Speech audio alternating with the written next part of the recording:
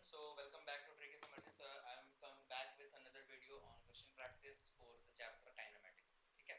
So आज के video में हम लोग बात करने वाले हैं 20 अनदर क्वेश्चंस की, जो कि होगा स्टार्ट 41 से लेकर के और 60 तक जाएगा. एंड आई होप आप लोग प्रैक्टिस कर रहे होंगे अपने से काइनेमेटिक्स के बारे में. एंड बहुत सारे फार्मूलाज जो होते हैं वो आपके दिमाग में बैठ गए होंगे, जो फिर कॉम्प्लिकेटेड थोड़े से देखने में लगते थे, लाइक प्रोजेक्टाइल मोशन के फार्मूलाज जो होते हैं वो आई होप सारे चीज आपके दिमाग में धीरे धीरे सेट हो रहे होंगे. ठीक है, तो आज हम लोग स्टार्ट करते हैं 41th क्वेश्चन से एंड फिर स्टार्ट करेंगे 41st से 60 क्वेश्चन तक. आज हम लोग सॉल्व करेंगे. चलो फिर स्टार्ट करते हैं पहला क्वेश्चन को. तो पहला क्वेश्चन हमारे पास कह रहा है कि the deceleration experience by moving motor boat after it's engine cut off is given by dv by dt is equal to minus k into vq. तो देखो dv by dt अगर अपने पास पता अगर हम लोग करें, dv by dt अपने पास क्या है, माइनस के v का क्यूब. अब आपको बोला जा रहा है कि इफ v नॉट जो है वो आपका कट ऑफ वेलोसिटी है, तो मैग्नीट्यूड ऑफ वेलोसिटी बताओ t टाइम. मतलब सिंपल सा बात है कि एक टाइम हुआ था जिस समय के बाद उसको वेलोसिटी को कट ऑफ कर दिया गया, एक्सेलरेशन कांस्टेंट कर दिया गया, रोक दिया गया. एंड उसके बाद ऑब्वियसली कुछ समय के बाद वो एक्सेलरेशन धीरे धीरे डीएक्सेलरेशन उसको वेलोसिटी को कम करता जाएगा. कम करते करते आपको बताना है कि टी टाइम के बाद इसका वेलोसिटी कितना बच जाएगा. अगर जिस समय वेलोसिटी कट ऑफ हुआ था, जिस समय वेलोसिटी खत्म हुआ था, बंद हुआ था, उस समय उसका वेलोसिटी अगर v नॉट है, तो आपको बताना है कि टी टाइम के बाद उसका वेलोसिटी कितना है. सिंपली आपको क्या करना है, यहाँ पे वेलोसिटी निकालना है, तो ये आपको इंटीग्रेट करना पड़ेगा. सो dv, अब dv है तो dv के साइड में जितना v वाला टर्म है वो सब लिख देंगे, बाकी को हम लोग दूसरी साइड भेज देंगे. ठीक है, dt वाला टर्म. अब अगर हम लोग इसको इंटीग्रेट कर देते हैं, dv बाय v का cube is equal to minus K, और ये हो जाएगा dt. अब हम लोग इंटीग्रेट कर दे रहे हैं, इसे लिख देना या लिख नहीं रहा. ओके, सो अब आप यहाँ पे देखो ये क्या हो गया भाई, ये हो गया v का माइनस थर्ड पावर और ये हो गया dv is equal to minus K, और ये हो गया अपने पास dt. अब आप देखोगे कि यह जो इंटीग्रेशन वाला रूल होता है, पावर वाला रूल, उसमें क्या करते हैं, पावर को 1 प्लस करते हैं और उसी से फिर डिवाइड भी कर देते हैं. अब यहाँ पे क्या हो जाएगा, माइनस के. dt का इंटीग्रेशन क्या होता है भाई, dt का इंटीग्रेशन होता है t. तो यहाँ पे हम लोग करेंगे t, kt. अब इज इक्वल टू यहाँ पे क्या हो जाने वाला है, आप देखोगे तो v to the power minus two by हो जाएगा अपने पास minus two is equal to minus के टी. और हम लोग कुछ कांस्टेंट भी ले लेते हैं, तो माइनस सी अपने पास हो जाने वाला है. ठीक है, तो ये क्या हो जा रहा है भाई, माइनस 1/2 इंटू वी का स्क्वायर हो जा रहा है इज इक्वल टू माइनस के टी माइनस सी हो जा रहा है. अब आप देखोगे यहाँ पे कि भाई अपने पास जो एक तरह से इंटीग्रल था, वो एक तरह से डेफिनेट इंटीग्रल था, जो कि कहां से कहां तक जा रहा है, कट ऑफ वेलोसिटी आपके पास v नॉट था, और अब कितना हो जा रहा है, अब मान लेते हैं कि वो v हो जा रहा है. और पहले क्या था, पहले जब हम लोग टाइम को कट किए थे वो 0 था, और अब टाइम कितना हो गया, मान लेते हैं t टाइम हो गया. t टाइम आफ्टर आपसे बोला जा रहा है कि t टाइम आफ्टर जो वेलोसिटी होगा वो कितना होगा. तो ऐसे केस में हम लोग अपर लिमिट लोअर लिमिट का यूज करते हैं. ये आपका v नॉट से स्टार्ट होकर के v तक जाता है, और यहाँ पे आपके पास 0 से स्टार्ट होकर के t तक जाता है. तो आप यहाँ पे वही काम करोगे, v नॉट से लेकर के v तक, और यहाँ पे जाओगे आप 0 से लेकर के t तक. अब आप देखो यहाँ पे क्या करेंगे हम लोग, माइनस 1/2 तो बाहर कर देंगे, बचेगा क्या अपने पास, 1 बाय हायर लिमिट का square minus 1 by lower limit का स्क्वायर, कुछ ऐसा. इज इक्वल टू यहाँ पे क्या हो जाएगा भाई, यहाँ माइनस के इंटू यहाँ पे क्या हो जाएगा t. अच्छा, अभी हम लोग कांस्टेंट को ना हटा देते हैं, क्योंकि अभी पूरी तरीके से इंटीग्रेशन हुआ नहीं, और ये डेफिनेट कर देंगे तो फिर कांस्टेंट का ज्यादा जरूरत भी नहीं है. यहाँ पे माइनस है भाई, माइनस के को बाहर कर देते हैं, और यहाँ पे बचेगा t माइनस 0. सो अब अगर हम लोग आगे बढ़े तो यहाँ पे क्या हो जाएगा भाई, -1/2 इंटू यहाँ पे आप देखोगे तो ये क्या हो जा रहा है, v स्क्वायर. अच्छा, इसको हम लोग एक काम करते हैं, हम लोगों को ना v निकालना है, तो v के लिए हम लोग v को बस इधर करते हैं, बाकी को उधर कर देते हैं. सो -1/2 यहाँ पे रहेगा, v का स्क्वायर भी यहाँ पे रहेगा -2 पावर में इज इक्वल टू यहाँ पे क्या हो जाएगा, माइनस के इंटू टी, और ये हो जाएगा भाई -1/2 1/2, और ये अपने पास v नॉट का स्क्वायर, ऐसा कुछ. अब यहाँ पे देखो -1/2 v टू द पावर, यहाँ पे +2 हो जाएगा क्योंकि नीचे कर दिया हम लोग, इसको ऐड करेंगे तो ये क्या हो जाएगा, -2 v not square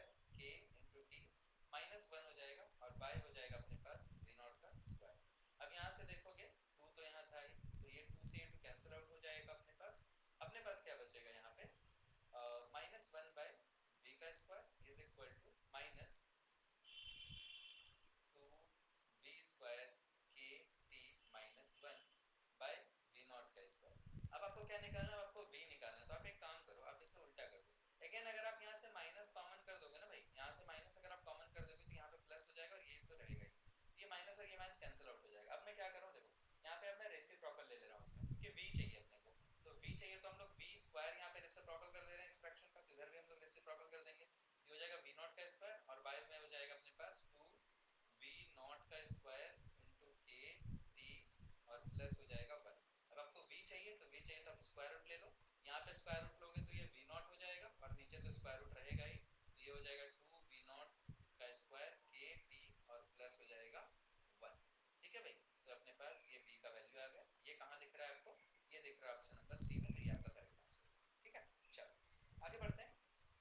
again rule वही रहेगा भाई, आपके पास जो भी क्वेश्चन आता है आप जाओ वीडियो को पॉज करो और वीडियो को पॉज करके उसे सॉल्व करो एंड देन फिर आगे आकर के आप सॉल्यूशन को मिलाओ एंड लास्ट में अपना स्कोर जरूर ड्रॉप डाउन करना चैट बॉक्स में, कमेंट बॉक्स में, ताकि मेरे को पता चले आपसे कितने क्वेश्चंस बन पा रहे हैं।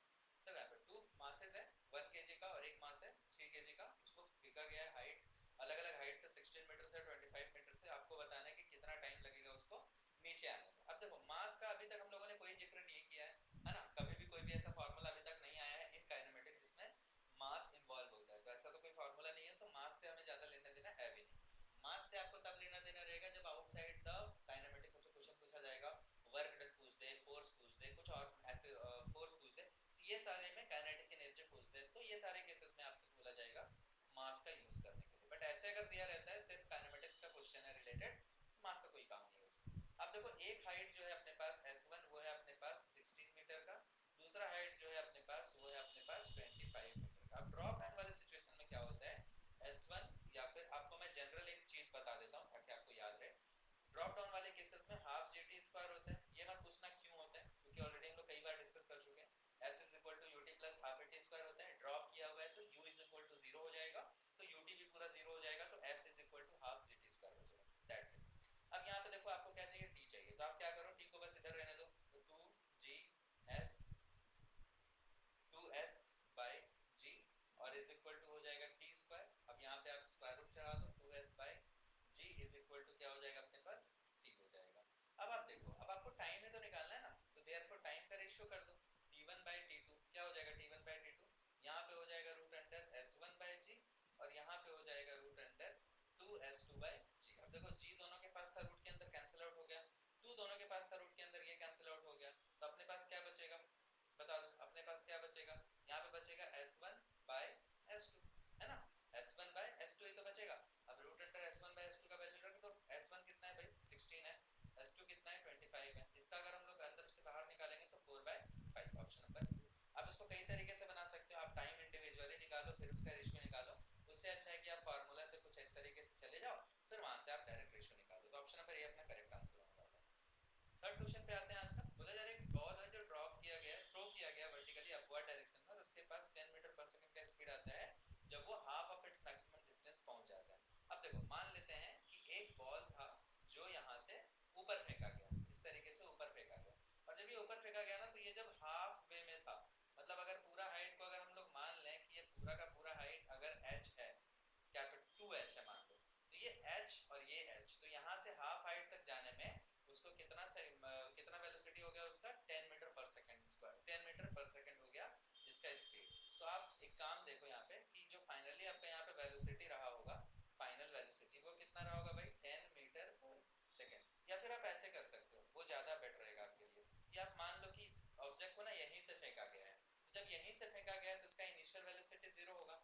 अब ये जब यहीं से फेंका गया है तो यहीं से फेंका गया है, तो यहाँ से ये यहाँ जाने में इस हाईएस्ट पॉइंट तक जाने में h डिस्टेंस कवर करेगा, तो s अपने पास h हो जाएगा। अब यहाँ पे एक चीज बताओ कि जब ये ऑब्जेक्ट यहाँ हाईएस्ट डिस्टेंस तक पहुंच जाएगा, हाईएस्ट पॉइंट पे पहुंच जाएगा, तो उसका फाइनल जो वेलोसिटी होगा वो क्या हो जाएगा, final velocity is equal to 0 metre पर सेकंड हो जाएगा। ठीक है भाई, 0 मीटर पर सेकंड हो जाने वाला है एंड s आपके पास h है। एक चीज जो हम लोग आराम से कैलकुलेट कर सकते हैं वो होता है एक्सेलरेशन, क्योंकि ऑब्जेक्ट ऊपर की ओर जा रहा है तो एक्सेलरेशन हमारा माइनस g हो जाएगा, यानी कि माइनस 10 मीटर पर सेकंड स्क्वायर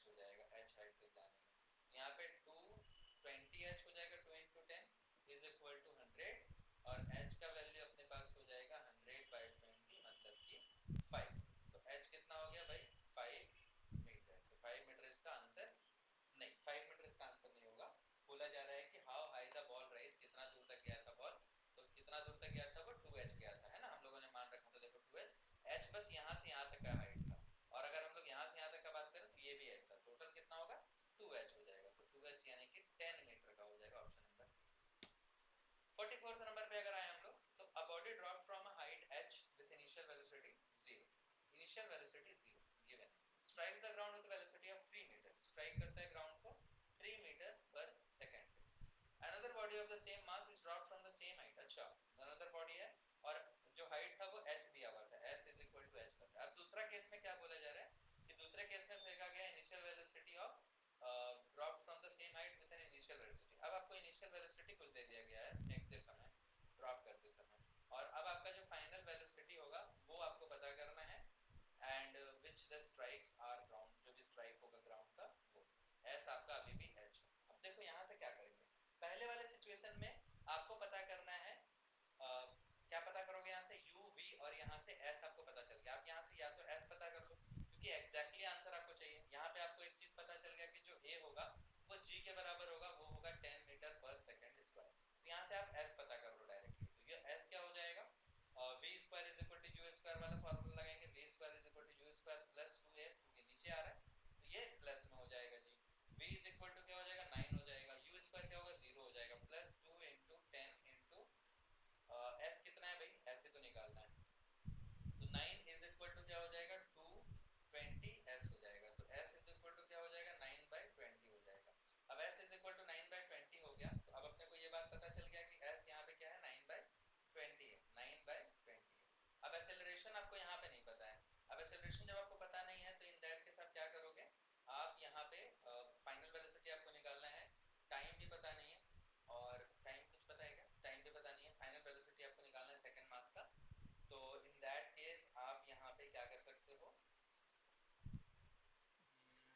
चल तो यहाँ पे हम लोग s इज इक्वल टू 9/20 यहाँ पे ले ले रहे हैं. अब यहाँ पे अगर हम लोग s वाला फॉर्मूला लगाएं तो ut plus half at square अगर हम लोग करते हैं तो टाइम निकल जाएगा, और फिर उस टाइम से हम लोग वेलोसिटी यहाँ पे निकाल सकते हैं. तो टाइम यहाँ पे अगर आप देखते हो तो यहाँ पे भी y से कायदे से तो g 10 ही होगा ना, क्योंकि ड्रॉप अगर हो रहा है तो एक्सेलरेशन तो आपके पास 10 ही रहने वाला है, क्योंकि अल्टीमेटली उस पर ग्रेविटी काम करेगा ही.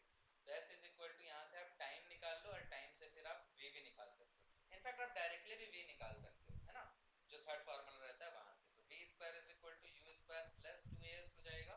तो v स्क्वायर यहाँ पे क्या है भाई, v स्क्वायर तो पता ही करना है, u स्क्वायर क्या है 4 4 जा 16 प्लस 2 इंटू एक्सेलरेशन 10 हो जाएगा, s क्या हो जाएगा 9/20 हो जाएगा. तो ये 9 चला गया, और 2 10 जा 20 से 20 कट जाएगा. v square is equal to 16 और 9 क्या होगा 25. तो v इज इक्वल टू क्या हो जाएगा रूट अंडर 25. तो v square is equal to 25 का स्क्वायर रूट, जो कि होता है 5 के बराबर. अब यहाँ पे आप प्लस माइनस 5 दोनों ले सकते थे, लेकिन क्योंकि ऑप्शन में प्लस है तो आप यहाँ पे प्लस ही लोगे. दूसरा केस ये है कि अगर हम लोग नीचे के डायरेक्शन को लेते हैं तो इस केस में हम लोग क्या लेते हैं पॉजिटिव लेते हैं. तो यहाँ पे पॉजिटिव ले रहे हैं. अब मतलब यहाँ पे नीचे के डायरेक्शन का मतलब ये नहीं कि आप हमेशा पॉजिटिव नेगेटिव लोगे, वो डिपेंड करेगा कि हम लोग एक्सेलरेशन को मान के काम कर रहे हैं कि एक्सेलरेशन नीचे आ रहा है तो पॉजिटिव है, तो वेलोसिटी भी नीचे आएगा तो पॉजिटिव होगा, है ना. इसलिए वेलोसिटी अपना +5 रह रहा है. ऑप्शन में भी नहीं है तो यहाँ से भी आप ऑप्शन नंबर सी के पास जा सकते हैं. अनदर क्वेश्चन, ये बहुत अच्छा क्वेश्चन है.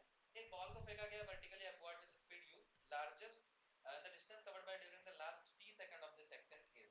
अब देखो ये अच्छा क्वेश्चन है, इनफैक्ट बहुत अच्छा क्वेश्चन है. यहाँ पे आपको क्या बोला जा रहा है ना कि एक ऑब्जेक्ट को ऊपर फेंका गया, ऊपर जब फेंका गया तो कि लास्ट का t सेकंड में वो कितना डिस्टेंस ट्रेवल करता है वो आपको बताना है. तो अगर आप देखोगे यहाँ पे मान लो ये पूरा का पूरा h है, पूरा का पूरा क्या है यहाँ पे भाई, पूरा का पूरा यहाँ पे h है, और यहाँ से यहाँ तक इसको जो टाइम लगा है ना भाई वो लगा है t टाइम का, पूरा का पूरा टाइम. और यहाँ से यहाँ तक जो लगा है वो लगा है मान लो t टाइम का. ठीक है, ये जो t टाइम है वो पूरे के लिए लगा है, पूरे के लिए, और ये जो t टाइम लगा है वो बस इतने दूर के लिए लगा है. ठीक है, तो इसके लिए क्या लगेगा h माइनस t लग जाएगा. इसके लिए समझ आ रहा है, इसके लिए क्या लगेगा h माइनस t लगेगा. ये पूरे के लिए t समय लगा है, तो पूरे के लिए t समय लगा है यहाँ से. अब आप देखो आपको बोला जा रहा है कि लास्ट के t सेकंड मतलब इसमें कितना समय लगेगा. तो अगर हम लोग यहाँ से लेकर यहाँ तक का पूरा समय लेकर के h माइनस t को उसमें माइनस कर दें तो अपना काम बन जाएगा, है ना. तो वर्टिकली अपवर्ड फेंका गया विद वेलोसिटी u, तो u is equal to minus u हम लोग ले लेंगे क्योंकि ऊपर फेंका गया है. अब g इज इक्वल टू क्या हो जाएगा, g नीचे की ओर लग रहा होगा क्योंकि फेंका इसको ऊपर गया है. या तो आप ऊपर अगर फेंक रहे हो और इसको पॉजिटिव लेते हो तो g को क्या लेंगे हम लोग, g को नेगेटिव ले लेंगे. तो इन दैट केस यहाँ पे ये चीज हो जाएगा last distance travel in t seconds of its action. तो t सेकंड में कितना दूरी तक ट्रेवल किया.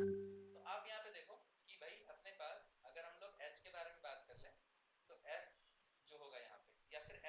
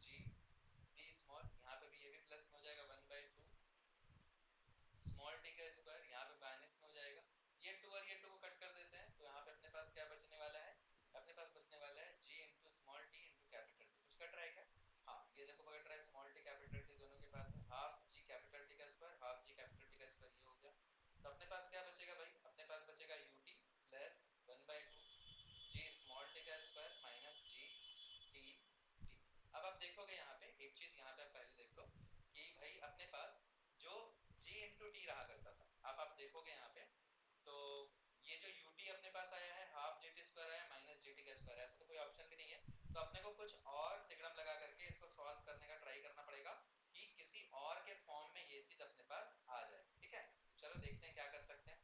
ut है u प्लस जी टी का स्क्वायर है, u प्लस जी टी का square ut plus g t का स्क्वायर है जो कि नहीं आ रहा, हाफ जी टी का स्क्वायर आ रहा है, यानी ये भी हो सकता है ut minus half g t का square, ut minus half g t का स्क्वायर, मतलब पहला और तीसरा हो सकता है, दूसरा और चौथा होने का तो कोई सवाल ही नहीं है क्योंकि इस तरह का कोई सिचुएशन अपने को मिल नहीं रहा है। अब आप देखो कि यहाँ पे आप क्या कह सकते हैं हम लोग, g इंटू टी अगर हम लोग देख लें एक्सेलरेशन, g इंटू टी, क्योंकि ये पूरा का पूरा टाइम लग रहा है इसको कैलकुलेट होने में, और g इंटू टी, तो acceleration into time, acceleration into time क्या होता है भाई, वेलोसिटी तो होता है, एक्सेलरेशन इंटू टाइम अगर वेलोसिटी होता है, इस बात में किसको किसको डाउट नहीं है, बता दो सारे लोग। ऐसे ए बी जो हो जाएगा वो अब देखो यहाँ पे ut हो गया प्लस 1/2 इंटू स्मॉल जी टी का स्क्वायर माइनस, देखो जी कैपिटल टी, जी और कैपिटल टी का प्रोडक्ट क्या कर सकते हैं, यू कर सकते हैं, यू, और ये हमारा स्मॉल टी बचा है, यू स्मॉल टी बचा है, दिख रहा है, g इंटू टी हो गया, g इंटू टी मिलकर के क्या बन गया, u बन गया, और ये स्मॉल टी था, ये स्मॉल टी हो गया, ये और ये कैंसिल आउट हो जाएगा, तो एस ए बी अपने पास जो बचेगा वो कितना बचेगा, हाफ जी टी का स्क्वायर बचेगा, मतलब जो डिस्टेंस ट्रेवल हुआ है during the last T second वो अपने पास हाफ जी टी का स्क्वायर हुआ है, ऑप्शन नंबर सी। ठीक है, चलो आई होप ये चीज आपको समझ में आ रहा होगा अच्छे तरीके से।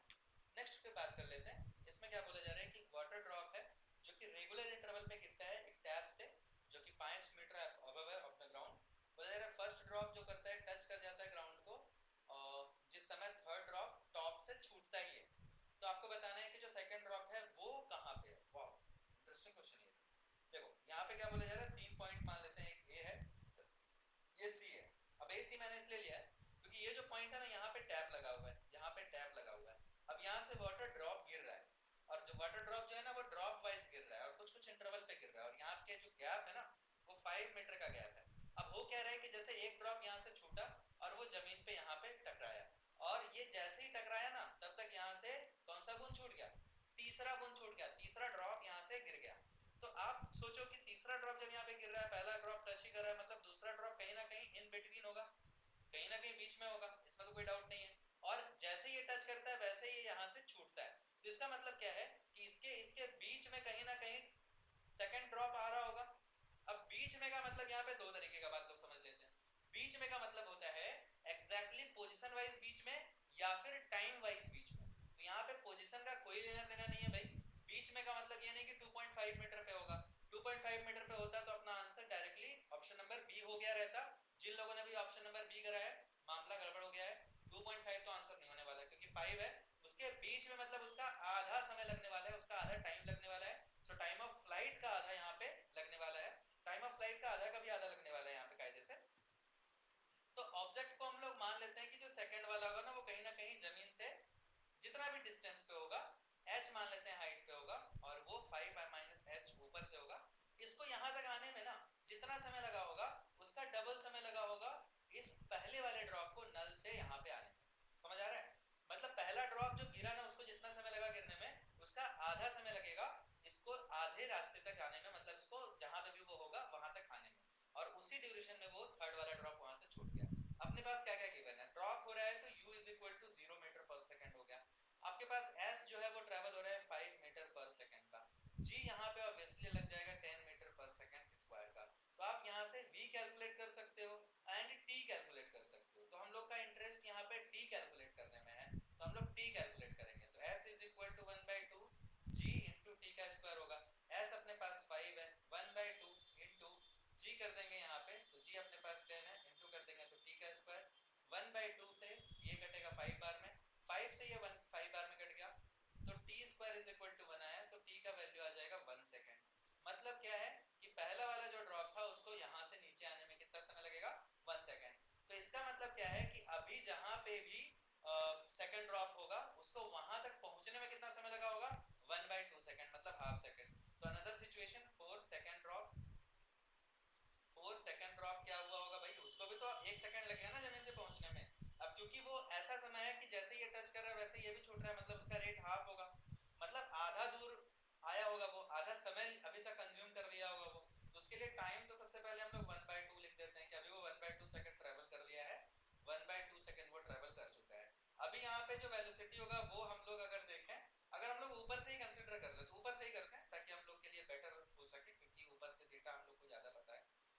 इज इक्वल टू 0 मीटर पर सेकंड होगा एंड फाइनल वेलोसिटी अपने को पता नहीं है, h भी पता नहीं है एंड g अपने पास पता है, g is equal to 10 metre पर सेकंड स्क्वायर यहाँ पे हो जाने वाला है। तो हम लोग एक काम करते हैं, हम लोग पता कर लेते हैं वेलोसिटी या फिर t पता कर लेते हैं, t भी तो पता हो जाएगा, s भी पता हो जाएगा, यहाँ पे हाफ gt का स्क्वायर s भी पता हो जा रहा है। तो हम लोग s को पता कर लेते हैं, तो s इज इक्वल टू क्या हो जा रहा है 1/2 इंटू g इंटू t का स्क्वायर। तो अगर हम लोग 1/2 gt का स्क्वायर करते हैं s फॉर सेकंड ड्रॉप के लिए, तो 1/2 इंटू 10 इंटू 1/2 इंटू 1/2 ऐसा हो रहा है। तो ऐसा में हम लोग क्या करेंगे, 2 से कट कर देंगे 5 बार में, तो ये क्या आ जाएगा भाई 5/4। तो s2 इज इक्वल टू क्या हो जा रहा है, s2 इज इक्वल टू 1.25 आ जा रहा है। अब देखो 1.25 आप लोगों में से जिसने भी बोल रहा हो, जो भी बोल रहा होगा 1.25 आंसर है, उसका भी गड़बड़ हो गया। क्यों गड़बड़ हो रहा है, क्योंकि देखो ये जो हमने आप लोगों ने ले रखा था ना, वो ऊपर से ले रखा था। अभी मैंने आपको बताया ना कि u इज इक्वल टू 0 ले रहा है, तो वो ऊपर से ले रहा है, क्योंकि डेटा हम लोग को ज्यादा पता था तो हम लोग ऊपर से ही स्टार्ट कर दिए। तो ये जो 5 माइनस h है ना, वो है आपके पास 1.25। तो आपके पास h पता करने के लिए क्या करोगे आप, 5 माइनस 1.25 करोगे, दैट मींस 3.75 मीटर आपका करेक्ट आंसर हो जाएगा। सेकंड ड्रॉप अभी ग्राउंड से कितना दूरी पे है वो पूछ रहा था, तो यहाँ से वो 3.75 दूरी पे होगा। आई होप ये क्लियर हो रहा होगा, ठीक है भाई। चलो सेवंथ क्वेश्चन पे आते हैं। एक ट्रेन है जो 150 मीटर लॉन्ग है, ओके। तो ट्रेन का जो लेंथ है या डिस्टेंस है, डिस्टेंस ऑफ ट्रेन, क्योंकि ट्रेन का ये डिस्टेंस है तो हम लोग डिस्प्लेसमेंट तो इसको नहीं मानेंगे, है ना। तो ट्रेन का डिस्टेंस मान लेते हैं 150 मीटर। फिर बोला जा रहा है वो नॉर्थ के डायरेक्शन में जा रहा है, स्पीड उसका 10 मीटर पर सेकंड है। तो वेलोसिटी ऑफ ट्रेन है और नॉर्थ की तरफ जा रहा है, नॉर्थ की तरफ जा रहा है, ये साउथ है, ये ईस्ट है, ये वेस्ट है। नॉर्थ की तरफ जा रहा है मतलब ऊपर जा रहा है, मतलब जे कैप होगा, तो ये 10 जे कैप हो जाएगा यहाँ पे। अब बोला जा रहा है एक पैरेट है, ये ट्रेन का वेलोसिटी है। पैरेट का वेलोसिटी क्या बोल रहे हैं यहाँ पे कि 5 मीटर पर सेकंड साउथ के डायरेक्शन में। तो ये भी वाई एक्सिस में है बट अपोजिट में, तो -5 जे कर देंगे। आपको बताया जा रहा है कि time taken by the parrot to, तो पैरेट ट्रेन को पास करने में कितना समय लगेगा, बहुत ही आसान सवाल है। तो पैरेट का वेलोसिटी निकाल लो। अब बहुत सारे बच्चे क्या करेंगे, 5 से इसको डिवाइड दे देंगे 150 को, और बोलेंगे कि सर 30 आ रहा है आंसर। 5 से अगर 130 आ रहा है आंसर, तो 30 नहीं आएगा ना, 30 क्यों आएगा, 30 ऑप्शन में भी नहीं है और उनका होश उड़ जाएगा फिर 30 को ऑप्शन में नहीं देखेंगे तो इन दैट केस आप समझो ध्यान से कि पैरेट और ट्रेन दोनों का दोनों मोशन में, और जब दोनों चीज मोशन में रहते हैं then we have to consider the relative motion या रिलेटिव वेलोसिटी, वो कंसीडर करते हैं हम लोग, सिर्फ पैरेट का वेलोसिटी नहीं। तो यहाँ पे हम लोग क्या निकालेंगे, velocity of parrot with respect to train. ये क्या होता है, ये मैंने आपको ऑलरेडी बता रखा है, velocity of parrot minus velocity of train होता है।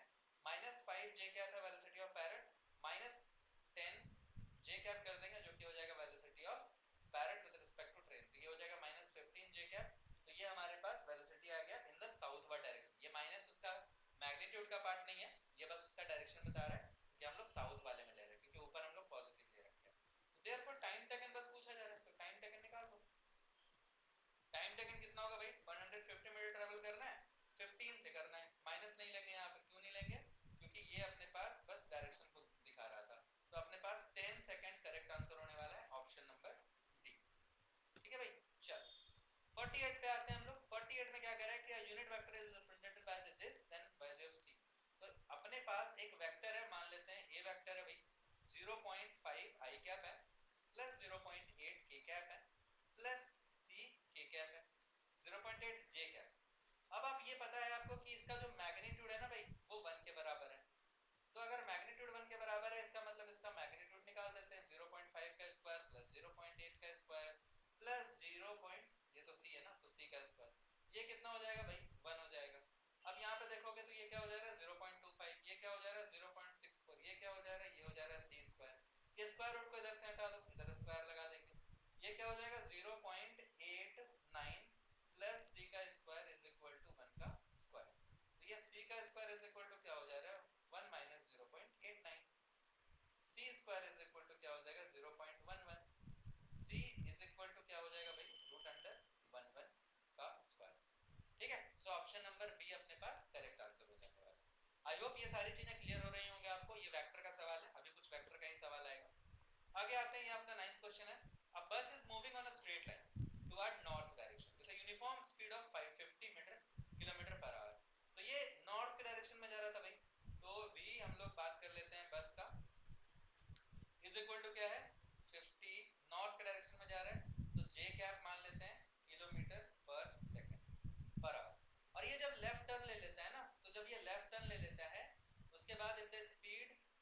अनचेंज्ड आफ्टर, अच्छा ये इनिशियल वेलोसिटी आपको पता है, तो हम लोग इसको इनिशियल वेलोसिटी मान लेते हैं, this should be initial velocity. And final velocity क्या है, वो भी अनचेंज्ड रह जा रहा है, अनचेंज्ड रह जा रहा है। अब ये अनचेंज्ड है लेकिन अब ये 90 डिग्री कर्ल कर गया, तो ये 90 डिग्री कर्ल कर गया, तो ये अब कहाँ हो जाएगा, वेस्ट के डायरेक्शन में चलने लगेगा, मतलब -50 आई कैप हो जाएगा यहाँ पे। ठीक है, तो आपसे क्या बोला गया कि इंक्रीज इन वेलोसिटी, वेलोसिटी कितना इंक्रीज हुआ है, तो वेलोसिटी इंक्रीज कैसे पता करेंगे भाई, velocity final minus velocity initial, final velocity है -50 आई कैप, इनिशियल वेलोसिटी है 50 जे कैप, ये आपका हो गया डेल्टा वी यानी चेंज इन वेलोसिटी।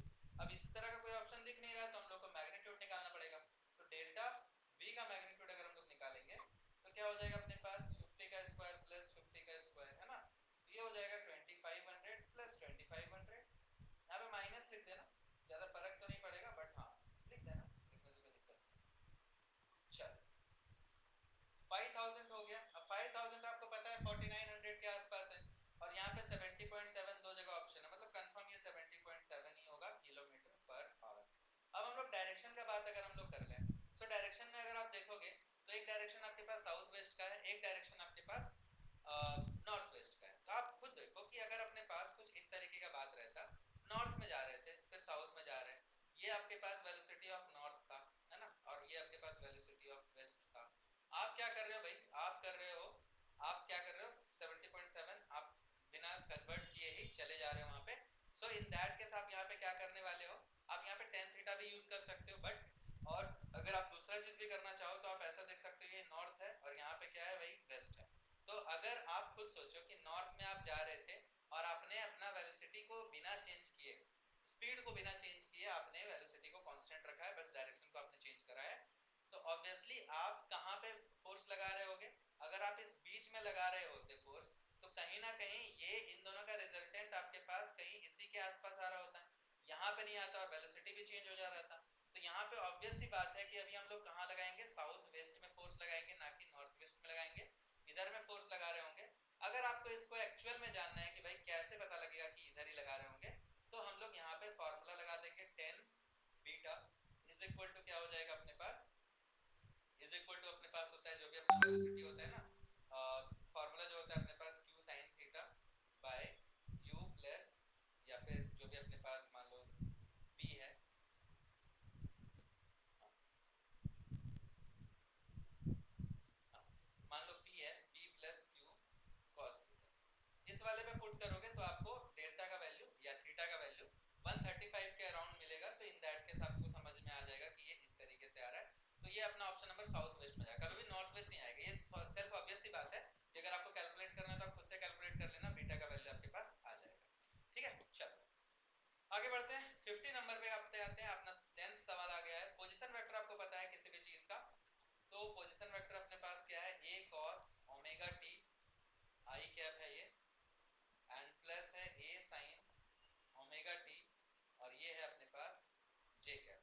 ठीक है भाई, आपको पता करना है वेलोसिटी क्या होगा इसका, ओके, तो आपको वेलोसिटी पता करना है और ये भी पता करना है कि ये जो वेलोसिटी है वो परपेंडिकुलर टू पोजीशन वेक्टर है, पैरेलल है, डायरेक्टेड है, या जो भी है, अपने को यहाँ पे पोजीशन वेक्टर निकालना है, पोजीशन वेक्टर वैसे पता है, वेलोसिटी को निकालना है और वेलोसिटी को रिलेट करना है पोजीशन वेक्टर के साथ कि कहाँ से रिलेट कर रहा है वो, तो हम लोग सबसे पहले तो यहाँ पे क्या निकालेंगे भाई, यहाँ पे हम लोग निकालने वाले हैं इसका वेलोसिटी, तो डिफरेंशिएट करेंगे तभी वेलोसिटी निकलेगा, क्योंकि dr by dt जो होगा वही वेलोसिटी होता है।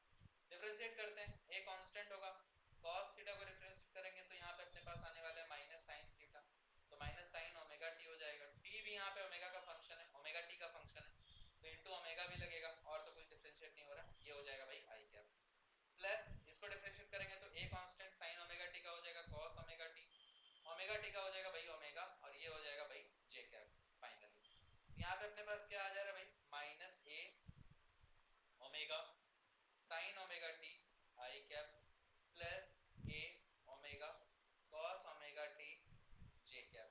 ठीक है भाई, चल अब यहाँ पे आप देखोगे तो ये क्या बन गया, वेलोसिटी बन गया। अब देखो यहाँ पे वेलोसिटी नहीं पूछा था, पूछ रहा है कि भाई पैरेलल है कि परपेंडिकुलर है, तो भाई देखो पैरेलल अगर होगा तो पैरेलल में जो चीजें होती हैं एंगल वो 0 डिग्री की होती है, तो 0 डिग्री में अगर आप डॉट प्रोडक्ट निकालते हो बी और आर का, तो वो कितना आ जाना चाहिए, वो 1 के बराबर आना चाहिए, मतलब उसके मैग्नीट्यूड के प्रोडक्ट के बराबर आना चाहिए, तो अगर आप v डॉट r करते हो तो इन दैट डॉट आर करोगे तो यहाँ आई से आई कैंसिल आउट हो जाएगा, अपने पास क्या बचेगा माइनस ए ओमेगा साइन ओमेगा टी, और वहां पे है कॉस ओमेगा टी, माइनस ए कॉस ओमेगा टी है।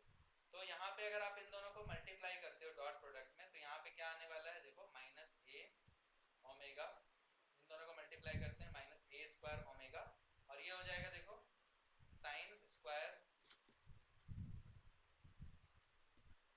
Square omega T. ठीक है, ये तो यहाँ पे ये चला गया, डॉट प्रोडक्ट कर दे रहे हैं इन दोनों को साइन स्क्वायर ओमेगा टी, और यहाँ पे प्लस हो जाएगा भाई कॉस स्क्वायर ओमेगा टी। एक बार अच्छे से करते हैं इसको, अच्छे से पहले लिख लेते हैं उसके बाद। तो यहाँ पे माइनस ए ओमेगा साइन ओमेगा टी, ठीक है, और इसको करेंगे इसके साथ ए कॉस ओमेगा टी, ठीक है भाई, और प्लस यहाँ पे क्या हो जाएगा ए ओमेगा कॉस ओमेगा टी, और इसको करेंगे जे के साथ ए साइन ओमेगा टी, ठीक है भाई। अब देखो यहाँ पे क्या आ रहा है, यहाँ पे एक बार और अच्छे से आप देख लो, मैं डिटेल में बता दे रहा हूँ वरना फिर ऐसी चीजें कुछ कुछ कॉम्प्लिकेट हो जाती है तो फिर समझ नहीं आता। प्लस ये A square omega sine omega T और कॉस ओमेगा टी, देखो दोनों चीजें सेम है, कोई प्रॉब्लम नहीं है, तो ये चीजें कट जा रही हैं, v डॉट आर आ गया, मतलब v जो होगा वो परपेंडिकुलर टू r हो जाएगा, है ना, तो परपेंडिकुलर है। तो क्या ये बातें समझ में आ रही हैं आपको? पैरेलल होता तो ये जीरो नहीं आता, ये कुछ ना कुछ इसके डायरेक्टली मैग्नीट्यूड के बराबर आ जाता, तो ये जीरो आ गया मतलब परपेंडिकुलर। नेक्स्ट क्वेश्चन है अपने पास, a person aiming to reach the exactly opposite point on the bank of a stream is swimming with the speed of 0.5 meter per second as an angle of 120 degree, the direction of flow of water, the speed of water is in the stream is what? wow, ये भी अच्छा question है। देखो यहाँ से एक बंदा है जो ट्रैवल करना चाह रहा है, यहाँ से लेकर के एकदम जस्ट अपोजिट में, है ना, और जस्ट अपोजिट में अगर ट्रैवल करना चाहेगा तो अगर शांत पानी है तब तो कर ले, लेकिन स्ट्रीम है तो भाई नहीं कर पाएगा, है ना, स्ट्रीम उसको इधर लेते जाएगी, तो जाना यहाँ चाहेगा, अगर यहाँ से स्टार्ट करेगा तो इधर पहुंच जाएगा। तो इससे होशियारी निकालने के लिए वो क्या करता है, वो इधर डायरेक्शन में ट्रैवल करना स्टार्ट करेगा, तब तो उसको धक्का लगते लगते वो यहाँ पे पहुंच जाएगा एग्जैक्टली अपोजिट में, समझ आ रहा है? तो हमेशा जो स्विमर होता है, पर्सन होता है, उसका टारगेट क्या होता है, डायगोनली होता है इस डायरेक्शन में, तब जाकर के उस स्ट्रीम के हेल्प से वो एग्जैक्टली जहां पहुंचना पाता है वहां पे पहुंच जाता है, समझ आ रहा है? तो वही चीज हो रहा था यहाँ पे, तो वो क्या करता है, धारा स्ट्रीम स्ट्रीम से 120 डिग्री के एंगल पे वो ट्रेवल करना स्टार्ट करता है, मतलब ये जो एंगल है भाई वो है 120 डिग्री का। अब जो एग्जैक्टली वो सामने जा रहा है, तो एग्जैक्टली सामने जा रहा है तो उसका जो ये वाला एंगल रहेगा वो 90 डिग्री का रहेगा, कोई दिक्कत है यहाँ पे? ये जो एंगल होगा वो 90 डिग्री का होगा, तो ये जो एंगल बचेगा वो कितना डिग्री का होगा, 30 का होगा, कोई डाउट है? नहीं। अब देखो स्ट्रीम का आपको स्पीड पूछ रहा था, स्ट्रीम का स्पीड पूछ रहा था, मतलब ये जो है जिसका डायरेक्शन अपने को पता करना है, उसका अगर हम लोग x कंपोनेंट पता कर ले, इस पर्सन का x कंपोनेंट पता कर ले, मतलब ये वाला डायरेक्शन पता कर ले, तो वही तो पूछा जा रहा है ना, x कंपोनेंट ही तो पूछा जा रहा है, मतलब इस डायरेक्शन में क्या है, तो हम इसे x ना लिख करके s भी लिख सकते हैं, स्ट्रीम का वेलोसिटी। अब देखो स्ट्रीम का वेलोसिटी आपसे पूछ रहा है, तो स्ट्रीम क्या है भाई, स्ट्रीम ये वाला साइड है ना, इसी को तो बोला जा रहा है ना पता करने। अब ये 30 था, तो 30 यहाँ थीटा वाला कंपोनेंट था, थीटा के सामने वाला क्या होगा, साइन कंपोनेंट होगा, एकदम याद रखना। थीटा का वाला बगल वाला साइड जो रहता है ये वाला अगर निकालते हैं हम लोग ये वाला साइड, तो ये थीटा का कॉस कंपोनेंट होता, बट यहाँ पे अगर हम लोग सामने वाला निकाल रहे हैं तो ये थीटा जो होगा वो साइन कंपोनेंट से निकलेगा, तो वेलोसिटी आप देखोगे जो उसके पास है ओरिजिनल, उसका साइन कंपोनेंट मतलब साइन 30 निकालोगे वो हो जाएगा। अब ये साइन कंपोनेंट क्यों हो रहा है ये आई होप आपको पता होगा, नहीं पता है तो ट्रिगोनोमेट्री, सिंपल ट्रिगोनोमेट्री आता है ना, वो लगा लेना। Sine theta is equal to क्या होता है यहाँ पे, sine theta is equal to क्या होता है, परपेंडिकुलर, यानी ये वाला इसको हम लोग vx या vs मान के रखे हैं, और हाइपोटेनस जो कि v के बराबर है, तो vs आपको पता करना है, तो v sin 30 is equal to vs होगा ना। चल अब ये बात समझ में आ गया होगा आपको कि कैसे आया यहाँ पे। वेलोसिटी अपने पास है 0.5 इनटू अपने पास जो sin 30 का वैल्यू आएगा वो आएगा 1/2 के बराबर, तो ये भी 1/2, ये भी 1/2 आ गया अपने पास 1/4, 1/4 का मतलब होता है 0.25 मीटर पर सेकंड, तो ऑप्शन नंबर सी अपने पास करेक्ट आंसर हो जाएगा, एंड ये आपका बनके तैयार। नेक्स्ट क्वेश्चन पे आते हैं, that is 52, another interesting question.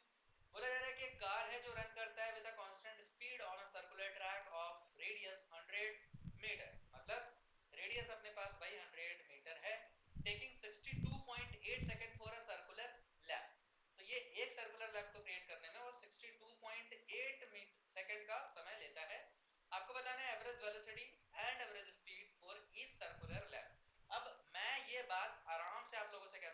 Option number A, option number B चला गया। ये तो कभी सही हो ही नहीं सकता, समझ आ रहा है, ये कभी सही हो ही नहीं सकता। ये बात अगर मेरे जिसको समझ में आ गई है उसका समझ लो काइनेमेटिक्स का जो बेसिक कंसेप्ट है वो ठीक ठाक है। ठीक है, अगर आपको ये बात समझ में आ गई कि ए और बी तो असंभव है इसका होना, तो ये समझ में आ रहा है आपको कि आपका कंसेप्ट बढ़िया है। क्यों आ रहा है ये भी मैं आपको अभी एक्सप्लेन करूंगा। अभी देखो यहाँ पे आपके पास आर पता है, टी पता है, आपको क्या पता करना है, एवरेज वेलोसिटी और एवरेज स्पीड। पहले हम लोग एवरेज स्पीड पे आते हैं।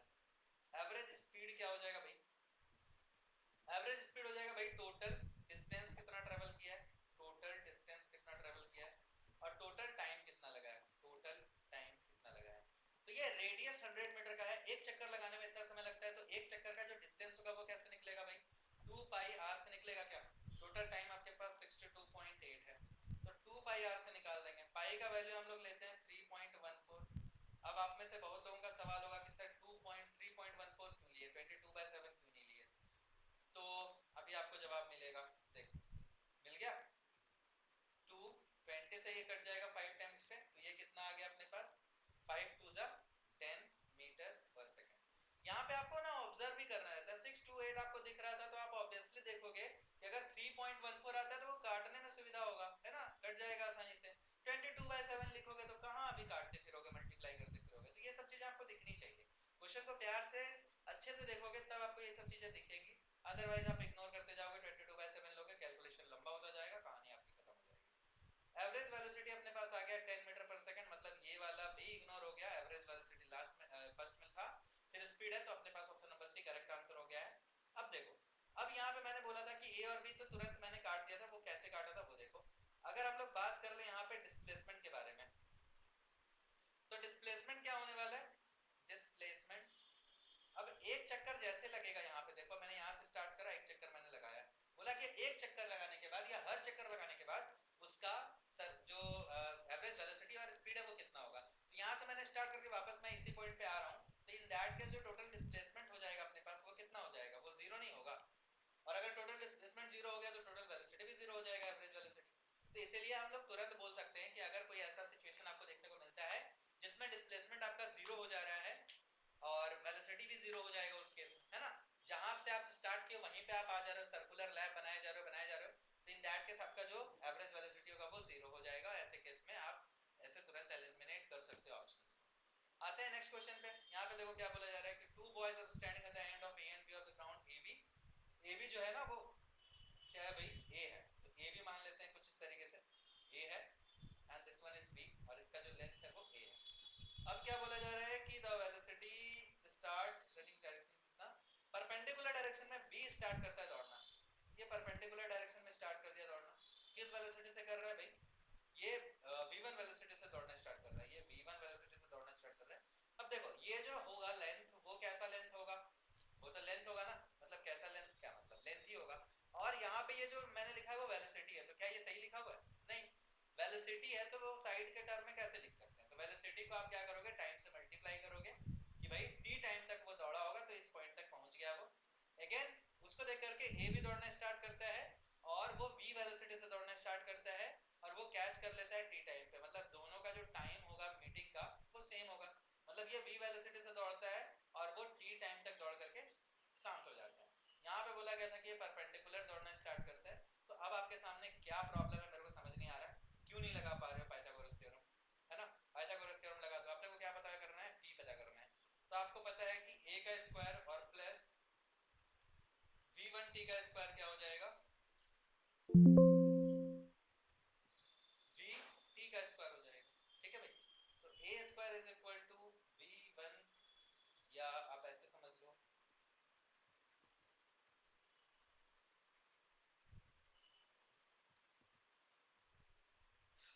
ये क्या हो जाएगा, v square t square minus v1 का स्क्वायर और t का स्क्वायर। तो a square is equal to क्या हो जाएगा भाई, यहाँ से अगर हम लोग t स्क्वायर को कॉमन ले लें तो v का स्क्वायर माइनस v1 का स्क्वायर हो जाएगा। आपको t स्क्वायर निकालना है तो t से आप इधर इसको कर दो, a square by v square minus v1 का स्क्वायर इज इक्वल टू हो जाएगा t स्क्वायर। आपको सिर्फ t चाहिए, तो t इज इक्वल टू क्या हो जाएगा, स्क्वायर रूट लगेगा तो यहाँ पे a बचेगा, नीचे में स्क्वायर रूट लगेगा क्योंकि ये परफेक्ट स्क्वायर नहीं है, v स्क्वायर माइनस v1 का स्क्वायर। तो ये आपके सामने टाइम हो गया, कौन सा ऑप्शन दिख रहा है, root under v1 v2 square minus v1 का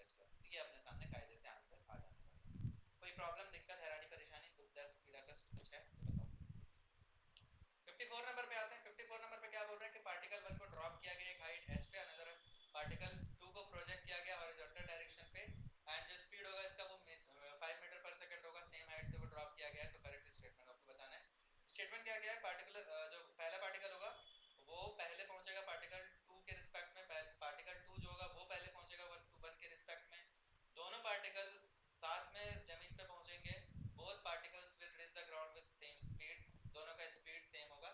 क्या होगा बताओ। तो एक सिचुएशन ऐसा है कि वो नीचे बस ड्रॉप कर दिया है, और एक सिचुएशन ऐसा है जो वो इस साइड में हॉरिजॉन्टली वो प्रोजेक्टाइल किया है, या फिर आप कह सकते हो फेंका है इधर। तो आप मेरे को एक बात बताओ कि जब वो नीचे आ रहा है तो नीचे आएगा तो हम लोग किस में इंटरेस्टेड होंगे, उसके इस वेलोसिटी में इंटरेस्टेड होंगे क्या हम लोग, उसके हम लोग इस वेलोसिटी में इंटरेस्ट तो होंगे, लेकिन इस वेलोसिटी के वर्टिकल कंपोनेंट में इंटरेस्टेड होंगे, क्योंकि उसका एक्स कंपोनेंट होगा जो वो कहीं पे भी उसको नीचे लाने के सपोर्ट में नहीं होगा, वो उसको आगे ले जाना चाहेगा, लेकिन उसका जो वाई कंपोनेंट होगा वही उसको नीचे ले जाएगा, और सारा ऑप्शन जो है वो ग्राउंड से ही रिलेटेड है। तो हम लोग क्या करेंगे, हम लोग इसके वाई कंपोनेंट पे ध्यान देंगे। तो पहला जो पार्टिकल है और दूसरा जो पार्टिकल है उस पर कंपेयर करते हैं। पहला पार्टिकल का जो u होगा वो जीरो होगा, क्योंकि वो नीचे ही आया है तो वो यू वाई भी नीचे हो जाएगा जीरो। और यहाँ पे दूसरे वाले केसेस में बात कर ले तो u जो x उसको मिला है वो कितना मिला है 5 मीटर पर सेकेंड। u y कितना होगा, कोई आइडिया है आपको, क्योंकि इसमें y के डायरेक्शन में कुछ लगाया ही नहीं गया है, उसको डायरेक्टली ऐसे फेंक दिया गया है y एक्सिस के डायरेक्शन, x एक्सिस के डायरेक्शन में, नीचे तो कोई वेलोसिटी ही नहीं मिल रहा ना उसको। तो ऐसे केसेस में इसके पास अपना u y जो हो जाएगा वो जीरो हो जाएगा। अब मुझे तो u y से ही ना इंटरेस्ट है, u y दोनों के पास जीरो है, बाकी चीजें दोनों के पास सेम है, दोनों के पास हाइट भी सेम है ना, दोनों के पास फाइनल वेलोसिटी भी वही होगा, एक्सेलरेशन दोनों के पास g ही है पॉजिटिव में, तो कुछ बदल ही नहीं रहा, तो फिर ये क्यों बदलेगा। तो दोनों के दोनों क्या होंगे, both particle which will reach the ground simultaneously, दोनों का दोनों क्या होगा, रीच करेंगे साइमल्टेनियसली ग्राउंड पे। एक चीज और है कि both particle will reach the ground with same speed, तो ये भी आपका ऑप्शन सही है, सी एंड डी दोनों आपका करेक्ट आंसर यहाँ पे हो जाएगा। ठीक है, क्योंकि स्पीड तो इसका सेम ही रहेगा, भले वेलोसिटी के बारे में बात करता तो वो गलत हो जाता है, स्पीड यहाँ पे सेम रहेगा, तो सी एंड डी दोनों इसका करेक्ट आंसर हो जाएगा। ठीक है, चलो आते हैं नेक्स्ट क्वेश्चन पे। ये भी अच्छा सवाल है, जिसमें आपको बोला जा रहा है कि एक मैन है जो थ्रो किया गया बल्ब, जो कि थ्रो किया है same velocity vertically upward one after another in the interval of 2 second, what should be the speed of the throw so that more than two balls are in the sky at any time। ठीक है, इसे try करो बनाने का फटाफट से, है ना, वीडियो को पॉज करो फटाफट से ट्राई करो बनाने का।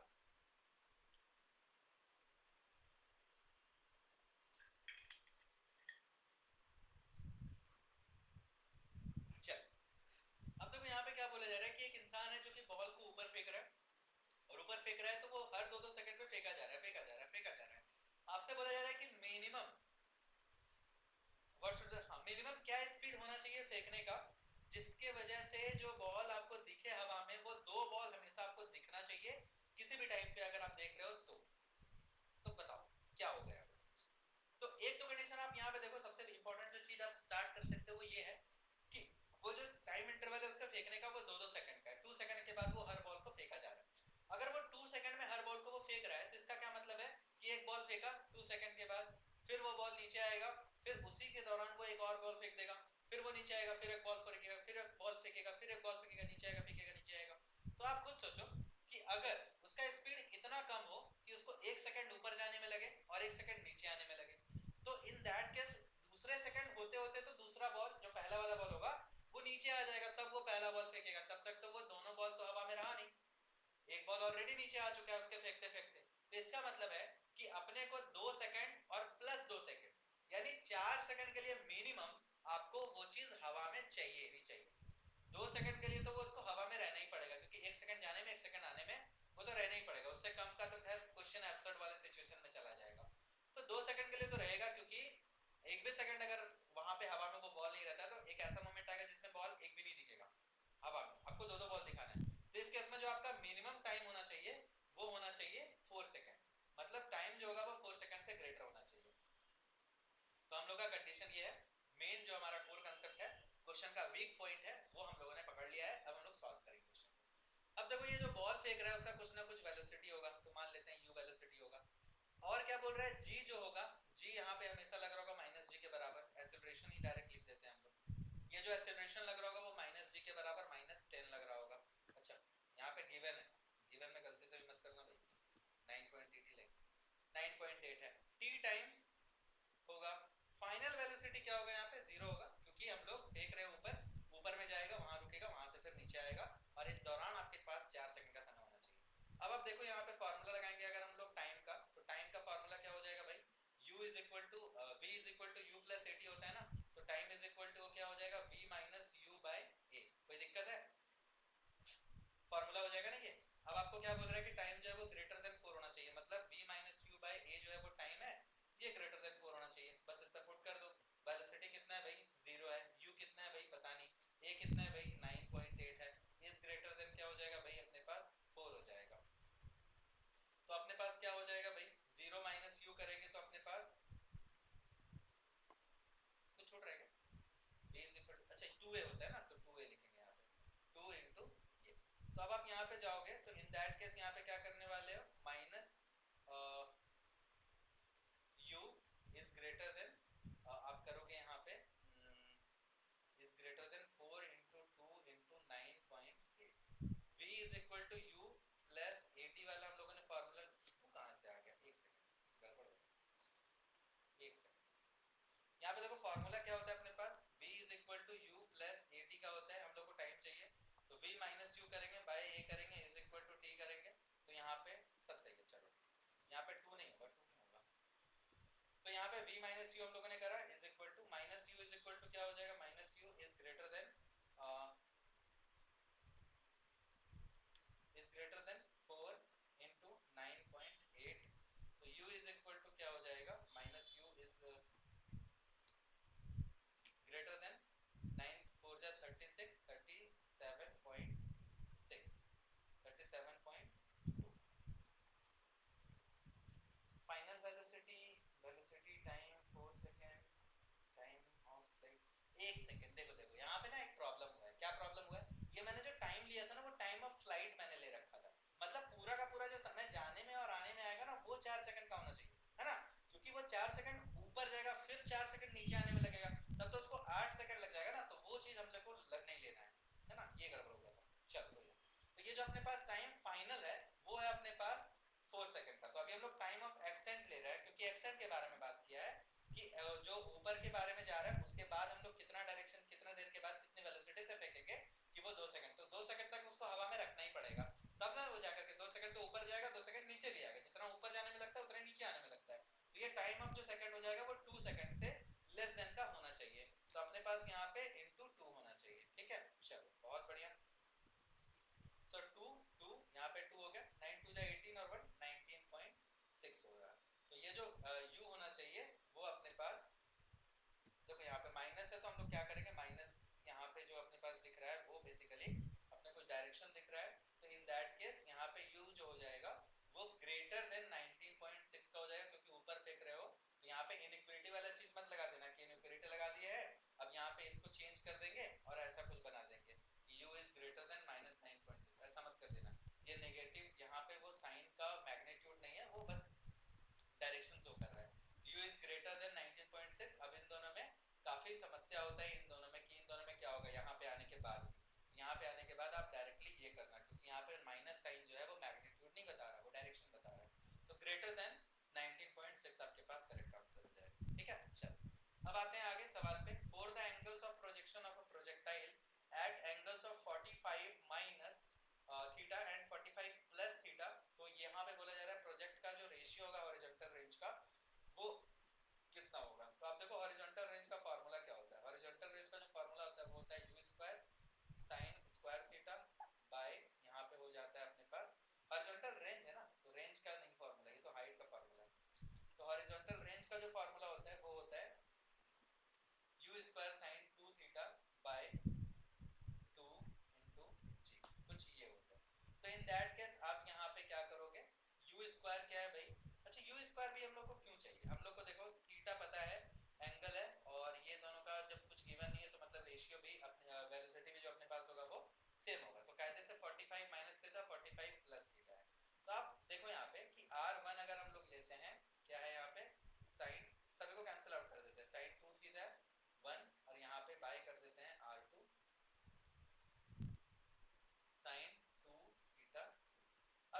आप देखोगे तो ये क्या हो जाएगा भाई, ये हो जाएगा साइन 2 थीटा का फॉर्मूला होता है 2 sine theta into cos theta, और इसमें भी क्या हो जाएगा थीटा 2, यहाँ पे 2 sine theta 2 into cos theta. अब आप देखो यहाँ पे ये 45 माइनस थीटा है और ये 45 प्लस थीटा है, तो अगर मैं इसका निकालूं 90 डिग्री माइनस 45 माइनस थीटा अगर मैं करूं, मतलब कॉम्प्लीमेंट ऑफ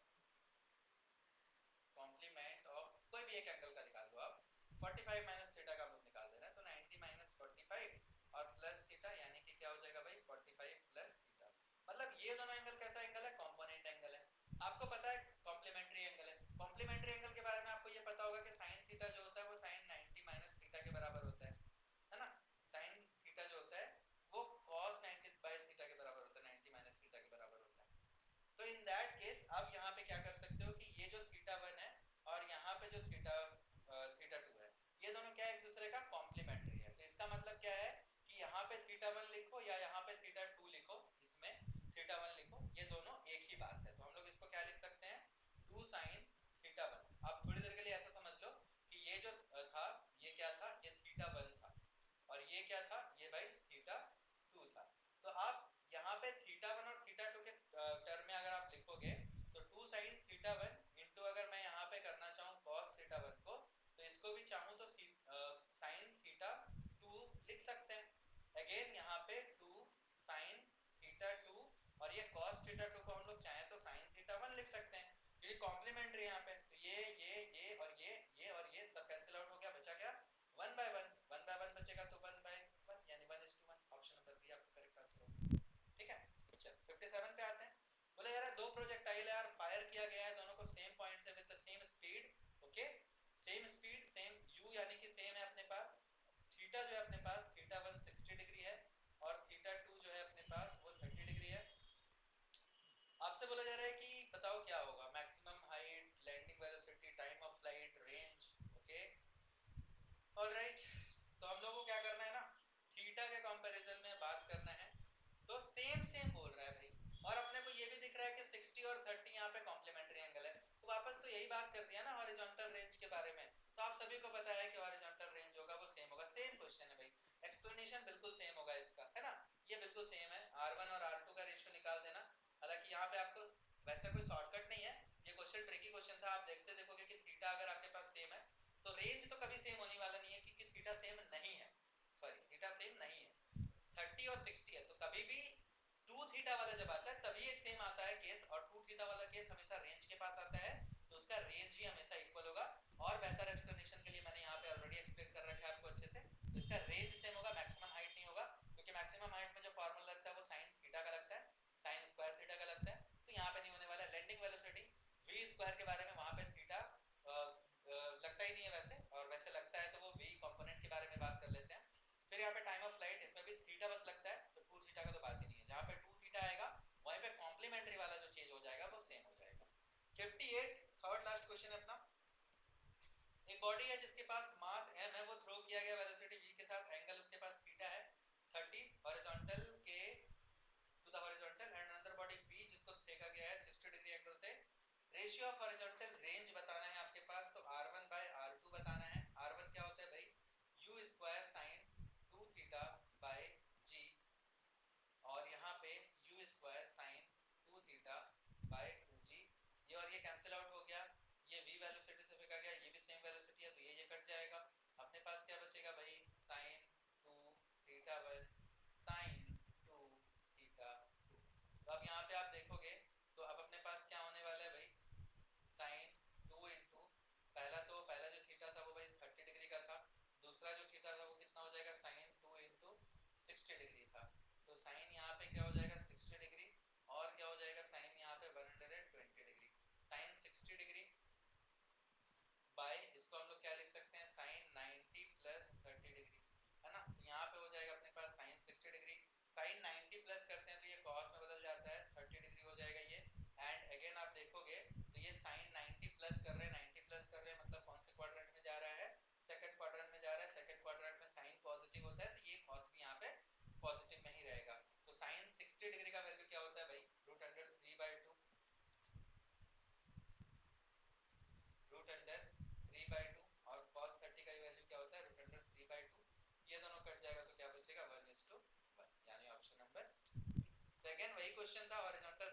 रहा था 30 60 था, 30 60 बोल रहा है यानी कि कॉम्प्लीमेंट्री एंगल है, मतलब आपके पास रेंज सेम होगा। अगेन मैंने एक बार एक्सप्लेन कर दिया क्योंकि 3 question back to back same pattern पे था, तो मैंने आपको ऑलरेडी बता दिया।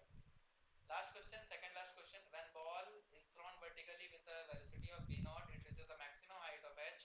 If one wishes to triple the maximum height, then the ball should be thrown with a velocity of what? तो यहाँ पे आपके सामने क्या बोला जा रहा है, वर्टिकली फेंका गया है अप के डायरेक्शन में v नॉट से, यानी u is equal to v naught है भाई, और जो मैक्सिमम हाइट है वो कितना है, वो आपके पास पता है h। तो मैक्सिमम हाइट जो हो जाता है भाई वो यू स्क्वायर बाय जी हो जाता है, ठीक है। तो इन दैट केस आप देखोगे कि अब आपको क्या करना है, अब आपको थर्ड पहुंचाना है, 3 टाइम्स पहुंचाना है। नाउ जो आपके पास h है वो 3h है, तो देयरफॉर आप क्या करोगे कि 3h निकालने के लिए आप बेसिकली क्या करोगे, 3 इंटू ये h जो निकला था वो u स्क्वायर बाय जी के बराबर था, है ना। तो ये करेंगे तो इन दैट केस आपके पास जो आएगा 3u स्क्वायर बाय जी के बराबर आ जाएगा। ये 3h के बारे में बात करें तो आपके सामने क्या हो जाएगा भाई, ये g। आप एक काम करो, आप ऐसे समझने से अच्छा है ना, आप डायरेक्टली ऐसे कर दो, रेशियो से हम लोग निकाल देते हैं। अब आपके सामने ये जो h है, एक तरह से आप s मान लो इसको, ये s है ये s है, तो आपके पास s1 पता चल गया, s1 बाय s2 आपके सामने होगा, s1 आपके पास है u स्क्वायर बाय जी। यहाँ पे आपको पता करना है तो हम लोग एक काम करते हैं, हम लोग मान लेते हैं अल्फा, है ना, ये आपका वेलोसिटी है, let alpha be the required velocity, velocity required velocity. तो s1 यहाँ पे क्या है h है, और s2 क्या हो जाने वाला है थर्ड 3h। तो u स्क्वायर बाय जी करेंगे, अल्फा स्क्वायर बाय जी, ये दोनों कट जाएगा, तो यहाँ पे फाइनली अपने पास क्या बचेगा, u स्क्वायर बाय अल्फा का स्क्वायर। तो अब अपने पास h और h कैंसिल आउट हो गया, है ना। तो अभी हम लोग क्या करेंगे, क्रॉस मल्टीप्लाई कर देते हैं, तो alpha square is equal to 3 into U का स्क्वायर हो जाएगा। तो अल्फा इज इक्वल टू क्या हो जाएगा, रूट अंडर 3 इंटू यू का स्क्वायर। तो अल्फा इज इक्वल टू क्या हो जाएगा, रूट अंडर 3 इंटू यू हो जाएगा। तो अल्फा यहाँ पे रिक्वायर्ड वेलोसिटी था root under 3 into V naught था ना, तो वी नॉट यहाँ पे हम लोग हर जगह लिख देते हैं, V naught V naught V naught V naught V naught, है ना। इसको यू नॉट कर लेना, वी नॉट ही वैसे लिखा हुआ है, वी नॉट यहाँ पे होगा ऐसे करके। ठीक है भाई, तो root under 3 into V not अपने पास option number A correct answer आ जाएगा। आई होप ये सारी चीजें क्लियर हो रही होंगी, है ना। लास्ट क्वेश्चन पे आते हैं। सो लास्ट क्वेश्चन वैसे मैं चाह रहा था कि होमवर्क दे दूं, बट लास्ट क्वेश्चन मेरे को दिख नहीं रहा है होमवर्क के लायक का, तो आप बट फिर भी इसका आंसर कमेंट में कर देना, है ना। आप खुद सोच लो कि भाई इसका आंसर क्या होने वाला है, एकदम बहुत आंसर आसान है इसका। इनफैक्ट ये अभी तक का पूरा जो 60 क्वेश्चन का सीरीज हम लोगों ने किया है उसमें से सबसे इजीएस्ट क्वेश्चन है ये, तो इसका आंसर आप लोग कर देना। क्वेश्चन में बता दे रहा हूँ, 3 ऑब्जेक्ट है जिसका मास ये है, इसको फॉल कराया जा रहा है रेस्ट से फ्रॉम पॉइंट ओ, आपको 3 फ्रिक्शनलेस पाथ है, स्पीड ऑफ 3 ऑब्जेक्ट आपको बताना है जब वो ग्राउंड पे पहुंचेंगे तब का। एकदम सिंपल सा सवाल है, इसका आंसर आप सारे लोग जिसको जो भी देख रहे हो, इसका आंसर आप लोग सारे लोग चैट बॉक्स में दे देना ताकि मेरे को भी पता लगे कितना समझ में आ रहा है। बाकी थैंक यू फॉर वाचिंग, और अगर आपके पास कोई डाउट है, कोई क्वेश्चन है, तो आप मुझे इस ईमेल आईडी पे सेंड कर सकते हो, then I will discuss that question in the next video. And keep learning, keep studying, bye bye.